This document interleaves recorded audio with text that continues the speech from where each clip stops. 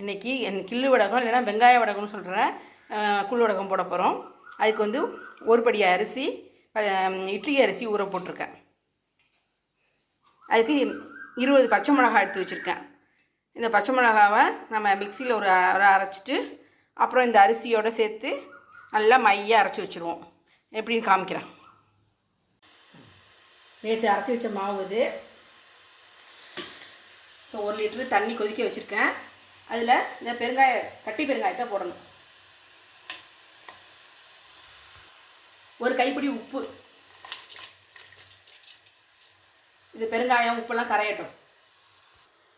அரைச்சி வச்ச மாவில் ஜீரகம், ஒரு கைப்பிடி ஜீரகம்,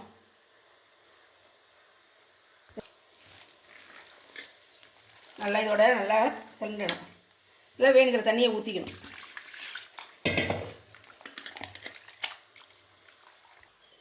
இந்த மாதிரி கரைச்சி வச்சுக்கணும்.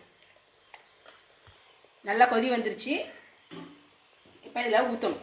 ஊற்றிக்கிட்டே கிண்டணும். அடி பிடிச்சிரும். ஊற்றிக்கிட்டே கிண்டணும்.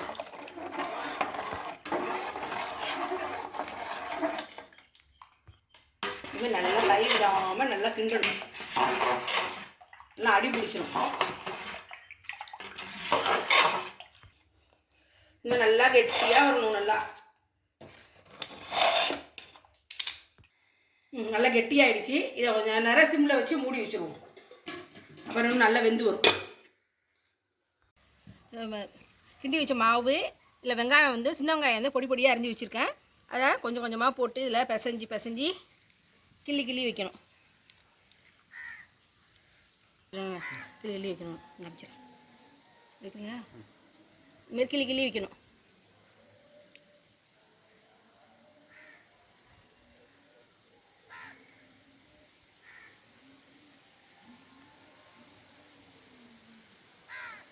நல்லா 4 நாள் காஞ்சிருச்சு. நல்லா சலசலன்னு ஆயிடுச்சு. இதை பொரிச்சு காமிக்கிறேன்.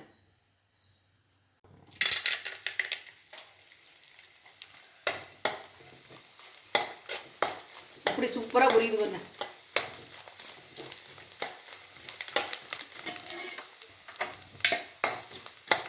அதான் எடுத்துடலாம்.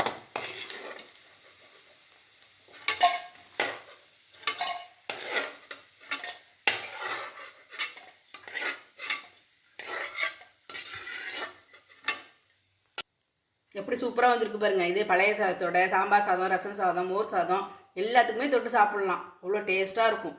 நீங்களும் இந்த மாதிரியே கிள்ளு வடகம் இல்லைன்னா வெங்காய வடகம்னு சொல்கிற இதை செஞ்சு பாருங்கள்.